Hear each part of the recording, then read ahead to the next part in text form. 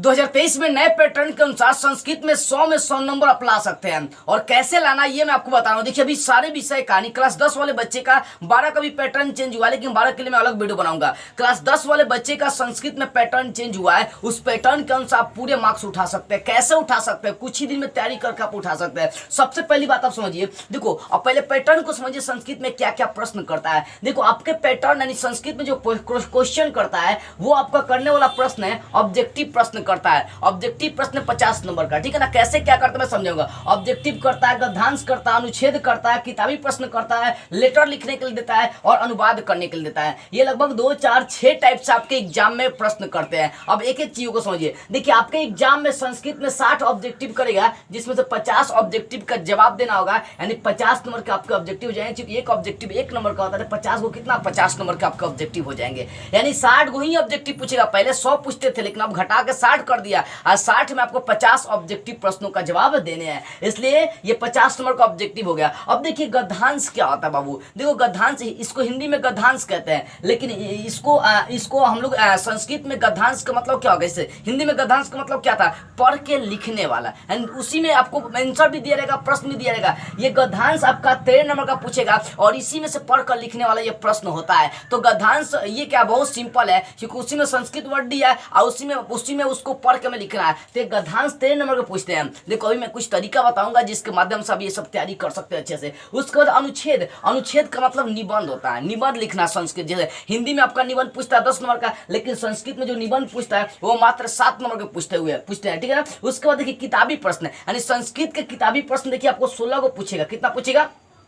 16 को किताबी प्रश्न आपका पूछेगा। कितना? 16 को किताबी प्रश्न पूछेगा, जिसमें से मात्र 8 ही किताबी प्रश्न का आपको जवाब देना है। यानी 16 नंबर का आपको जो है 2 नंबरिया होता है किताबी प्रश्न, इसलिए 16 नंबर किताबी प्रश्न का हमें जवाब देना है। और फिर आपको संस्कृत में पत्र लिखने के लिए जो है 4 को देता है। कितना देता है? 4 को पत्र लिखने के लिए देता है, जिसमें 2 ही हमें संस्कृत के पत्रों को लिखना होता है। और संस्कृत में हमें पत्र लिखना होता है, संस्कृत पत्र लिखना, ठीक है। तो 4 को में से 2 को हमें संस्कृत के पत्र का जवाब देना है, यानी 8 नंबर का जो है पत्र लिखने के लिए पूछता है। फिर आपका अनुवाद पूछता है। अनुवाद जो है 7 नंबर का पूछता है, 6 नंबर का पूछता है। यानी संस्कृत में जो अनुवाद है वो आपका कितने नंबर का पूछेगा? 6 नंबर का पूछता है। इस तरह से अगर टोटल मार्क्स देखते हैं तो ऑब्जेक्टिव 50 नंबर का, और उसके बाद गद्यांश 13 नंबर का, उसके बाद अनुच्छेद 7 नंबर का, किताबी प्रश्न 16 नंबर का, और पत्र जो होता है 8 नंबर का पूछता है। और जो अनुवाद करने वाला संस्कृत में होता है, जैसे राम दशरथ के 4 लड़के थे, सीता राम के साथ वन गई, अनुवाद करने आता है ना, ये सब चीज आपको पूछता है। एंड टोटल जो मार्क्स है वो कितने नंबर के हैं? 100 नंबर के मार्क्स पूछते हैं। अब देखिए कैसे तैयारी करना, संस्कृत में अच्छे मार्क्स कैसे आप लाएंगे। सबसे पहली बात है चैप्टर वाइज आप ऑब्जेक्टिव क्लियर कर लीजिए। किताब जो आपका है,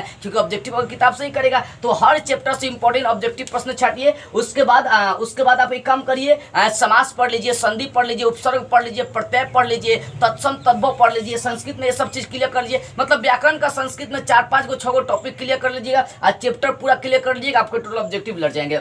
उसके बाद गद्यांश को कम से कम 2, 4, 5, 10 को गद्यांश गाइड ले लीजिए। जो पुराना pattern previous year question paper PYQ ले लीजिए, क्वेश्चन बैंक ले लीजिए। उनका जो गद्यांश है संस्कृत में पढ़कर लिखने वाला उसको क्लियर कर लीजिए। उसके बाद अनुच्छेद, अनुच्छेद का मतलब क्या होता है? निबंध लिखने के लिए। तो निबंध लिखने का मैं तरीका बता दूं। निबंध और पत्र संस्कृत में कैसे लिखना है इसके लिए मैं ऑलरेडी एक वीडियो बना चुका हूँ, डिस्क्रिप्शन में उसका लिंक दे दूंगा, जाकर देख लीजिएगा। उसके बाद किताबी प्रश्न, तो किताबी प्रश्न कुछ नहीं करना, हर चैप्टर से कुछ इंपॉर्टेंट प्रश्न छाट लीजिए। 16 को पूछता है, 8 को जवाब देना होता है हमें, तो करना कुछ नहीं। अगर मान लीजिए 50 को भी 2 नंबरिया प्रश्न छाट लेंगे तो कम से कम आपका 8 को प्रश्न लड़ जाएगा। इतना भी अनुमान आपका गलत नहीं हो सकता। पत्र लिखने का तरीका मैं बता चुका हूं, डिस्क्रिप्शन में लिंक दे दूंगा। अब संस्कृत में अनुवाद कैसे ट्विकली लिखना है इसका भी तरीका मैं पहले ही बता चुका हूं। देखो ये अनुच्छेद का मतलब निबंध का, पत्र का, अनुवाद का ट्रिक क्या होता है इस पर मैं ऑलरेडी वीडियो बना चुका हूं, इसका लिंक डिस्क्रिप्शन में दे दूंगा।